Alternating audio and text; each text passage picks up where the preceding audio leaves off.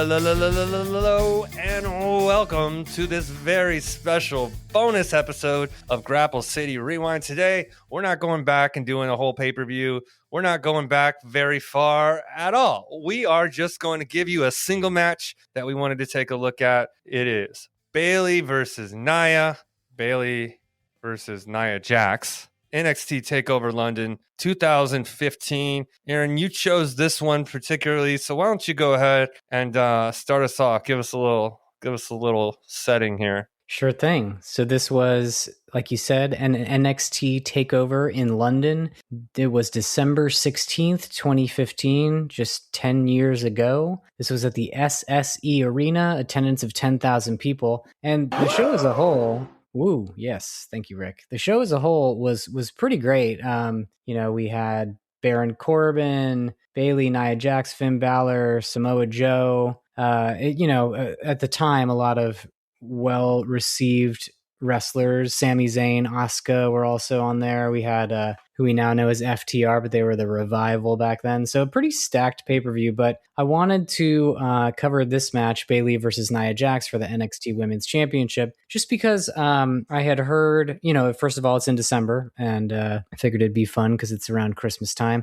And I recently heard Bayley talking about this match, and I think it was in response to somebody asking her, when was the first time that she ever heard one of the chants that the crowd does to her where they sing a song where it's like, hey, Bayley, ooh, ah, I want to know, will you be my girl? I don't know where that comes from, but she called out this match as the first time that happened, and it kind of makes sense when you watch the match. It's a UK crowd. They do the kind of cheering and chanting that you hate where they're like at a soccer match and they just don't shut up. They're doing the Bruce, what is it?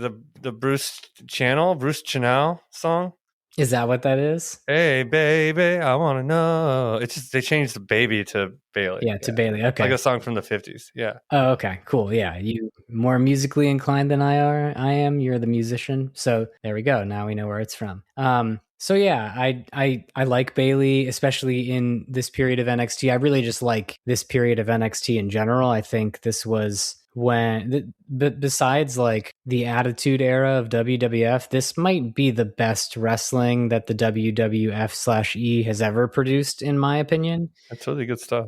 Yeah, we had a super hot crowd for this match. It was, Nia was set up to be a tremendous obstacle for Bayley to overcome. She's a newly crowned NXT champion. And this is back in the old days when Bayley was a pure babyface. Her whole gimmick was that she was very happy-go-lucky and smiley, and she was a hugger. She's the purest babyface. Like, she's like everyone's little sister. Yeah.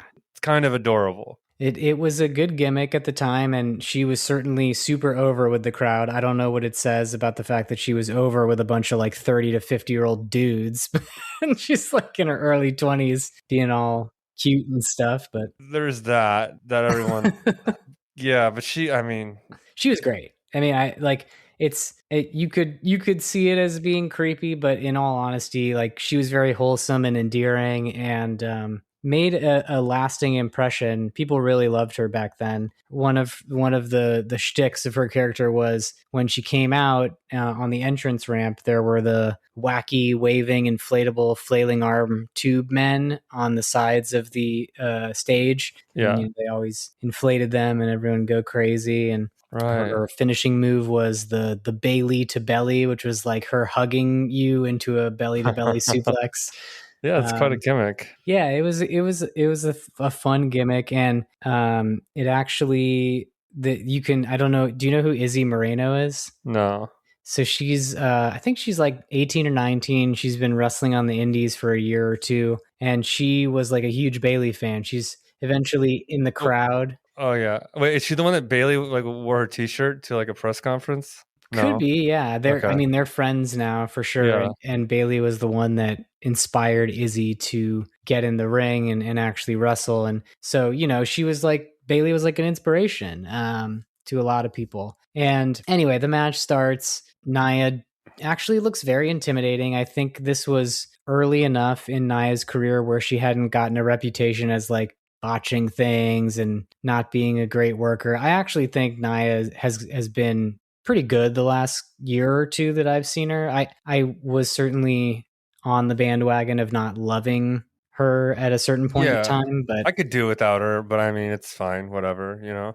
I think right here was fine. Right here was, yeah, I agree. Yeah, like she was still kind of new. She had that air of like, oh, she's a legitimate threat. She's big, and I really liked the way that they constructed this match. It was a perfect David versus Goliath type of match. You know, Nia did a lot of power moves. She wasn't really getting knocked down very often. Bayley had a lot of quick strikes and submissions and was just trying to get an advantage over a much larger and stronger opponent. I did laugh at one of the chants, which was Bailey's gonna hug you. that's Bailey's funny. gonna hug you. You know, I thought the chance on this, and it's probably because I wasn't watching an entire event, the UK crowd chants were probably more charming than annoying in this particular instance, even though I generally think the European crowds, you know, they fatigue me pretty quickly with Mhm. these chants. But yeah, I did like it for this. But Bailey was definitely fighting from underneath, hanging on by grit and hope on this one.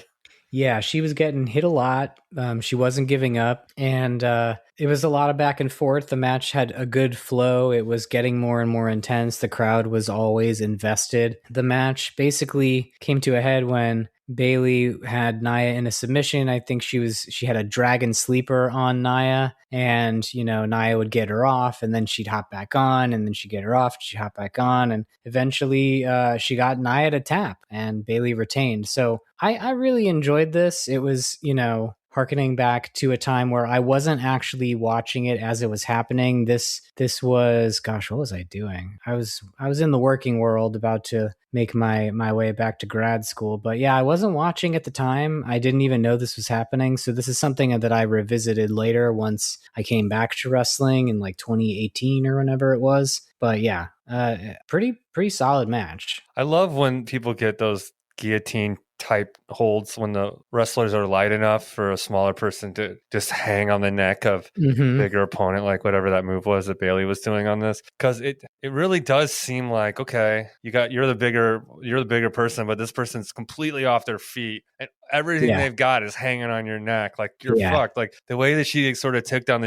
the giant, you know, her heart versus power sort of situation there with heart overcoming was a good, like it was a good, like, heartwarming story. Mm-hmm. Simple, but like good crowd, and Bailey keeps the dream alive. I dig it, you know. Yeah, yeah. I thought it was a lot of fun, and you know, I always got to find a way to work my black and gold NXT in there because it's all so great, and that's not what our show is about. But hey, I figured, you know, it's a bonus episode. It's Christmas time. This took place in December. It's only 10 years ago. Hell yeah. Well, that's all we've got for this bonus episode of GCR. You can always find us across social media. We are at Grapple City Pod. We are also on the old email thingy, grapplecitypod@gmail.com. You can always call us and leave a voicemail on our Google Voice line. That's 626-657-SLAM. We'll be back throughout the month of December